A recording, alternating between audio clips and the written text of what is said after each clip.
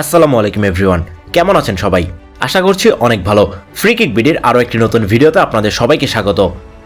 Asian club কম্পিটিশনে মাঠে নামার জন্য প্রস্তুত হচ্ছে ক্লাবগুলো। নতুন মৌসুমে আন্তর্জাতিক অঙ্গনে খেলার অপেক্ষায় এশিয়ার বিভিন্ন দেশের ক্লাবগুলো, যার থেকে বাংলাদেশি ক্লাবগুলো ব্যতিক্রম নয়। অন্যদের ব্যর্থতা এবার সুযোগ বেড়েছে বাংলাদেশের, কারণ এবার বাংলাদেশ থেকে দুটি ক্লাব অংশ নেবে আন্তর্জাতিক অঙ্গনে। এশিয়ান ক্লাব কম্পিটিশনের তৃতীয় আসর এএফসি চ্যালেঞ্জ লিগে খেলার সুযোগ পাচ্ছে বাংলাদেশের ক্লাবগুলো। গত বছর সরাসরি গ্রুপ পর্বে খেললো, এবার খেলতে হবে প্লে অফ। লিগ চ্যাম্পিয়ন হিসেবে এই আসরে খেলার কথা ছিল মোহামেডান স্পোর্টিং ক্লাবের, কিন্তু ক্লাব লাইসেন্স করতে না পারায় সে সুযোগ হারিয়েছে সাদা কালোরা। তাদের পরিবর্তে সুযোগ পেয়েছে রানার্স আপ হওয়া ঢাকা আবাহনী। এদিকে গেল কয়েক বছর টানা লিগ শিরোপা জয়ের সুবাদে এএফসির আসরে বসুন্ধরা কিংস নিয়মিত খেলেছে। এবার তৃতীয় স্থানে থেকে লিগ শেষ করায় তাদের সুযোগ মেলেনি, কিন্তু পাকিস্তানের কোনো ক্লাবের লাইসেন্স না থাকায় সে জায়গায় ক্লাব র্যাঙ্কিং বিবেচনার সুযোগ পেয়েছে বসুন্ধরা কিংস। তাই আবাহনীর সঙ্গে তারাও খেলবে প্লে অফ। আগামী 12ই আগস্ট একই দিনে প্লে অফ খেলবে বাংলাদেশের দুই ক্লাব ঢাকা আবাহনী ও বসুন্ধরা কিংস। প্রতিপক্ষের তুলনায় ক্লাব র্যাঙ্কিংয়ে এগিয়ে থাকায় আবাহনী খেলবে হোম ম্যাচ। কিরগিজস্তানের ক্লাব মুরাস ইউনাইটেডের বিপক্ষে খেলবে ঢাকা আবাহনী। সিলেট জেলা স্টেডিয়ামে অনুষ্ঠিত হওয়ার কথা ম্যাচটি। একই দিনে প্লে অফ খেলবে বসুন্ধরা কিংস। তাদের প্রতিপক্ষ হবে সিরিয়ান একটি ক্লাব। তবে সিরিয়ান লিগ চলমান থাকায় এখনো চূড়ান্ত হয়নি। সপ্তাহ তিনেকের মধ্যে জানা যাবে তাদের প্রতিপক্ষ কারা হবে। সিঙ্গেল লেগ পদ্ধতির এই প্লে অফ ম্যাচে আবাহনী ও কিংস জয় পেলেই মিলবে গ্রুপ পর্বে খেলার সুযোগ, আর হেরে গেলে এক ম্যাচ খেলে বিদায় নিতে হবে। এএফসির আসরে বাংলাদেশের সফলতম ক্লাব ঢাকা আবাহনী লিমিটেড।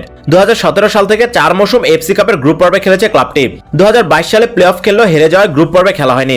এর মধ্যে 2019 এফসি কাপে গ্রুপ চ্যাম্পিয়ন হয়ে জোনাল সেমিফাইনালে খেলে ঢাকা আবাহনী, যা এখন পর্যন্ত কোনো বাংলাদেশি ক্লাবের এএফসির আসরে সেরা অর্জন। জোনাল সেমিফাইনালও প্রথম লেগে ঘরের মাঠে জয় পায় তারা। তবে উত্তর কোরিয়ান ক্লাব এপ্রিল 25 এর বিপক্ষে অ্যাওয়ে ম্যাচে হেরে গোল ব্যবধানে বিদায় নিতে হয়। এখন পর্যন্ত এএফসির আসরে 22 ম্যাচ খেলেছে ঢাকা আবাহনী। এর মধ্যে 7টি জয় ও 5টি ড্রয়ের সঙ্গে হেরেছে বাকি 10 ম্যাচ। গত মৌসুমে অবশ্য দলবদলে সেভাবে খরচ করতে পারেনি ক্লাবটি।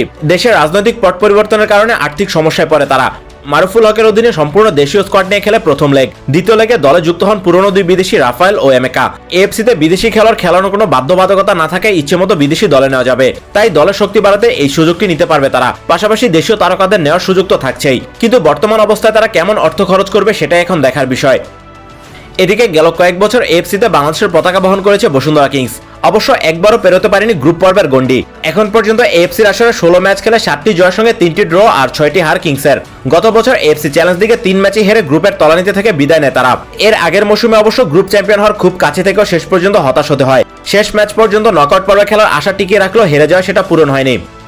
গত মৌসুমটা খুব একটা ভালো যায়নি বসুন্ধরা কিংসের। পুরো মৌসুম জুড়ে নিজেদের হারিয়ে খুঁজেছে দলটি। যদিও ঘরোয়া ফুটবলে বাংলাদেশ চ্যালেঞ্জ কাপ ও ফেডারেশন কাপে শিরোপা ঘরে তুলেছে, কিন্তু লিগে নিজেদের চেনা ছন্দে দেখা যায়নি। ইনজুরি ও বিদেশি খেলোয়াড়দের থেকে প্রত্যাশিত পারফরমেন্স না পাওয়া এর বড় কারণ। ইতিমধ্যে রোমানিয়ান কোচ ভ্যালেরো তিতাকে ছেড়ে দিয়েছে তারা। নতুন মৌসুমে কোচের সঙ্গে বিদেশি খেলোয়াড়দের তালিকায় বড় ধরনের পরিবর্তন আসবে। লিগে পারফর্ম করা দেশীয় খেলোয়াড়দের দিকেও নজর রেখেছে তারা। তাই এবারের আসরে বেশ বড়সড় পরিবর্তন নিয়ে মাঠে নামতে যাচ্ছে বসুন্ধরা কিংস।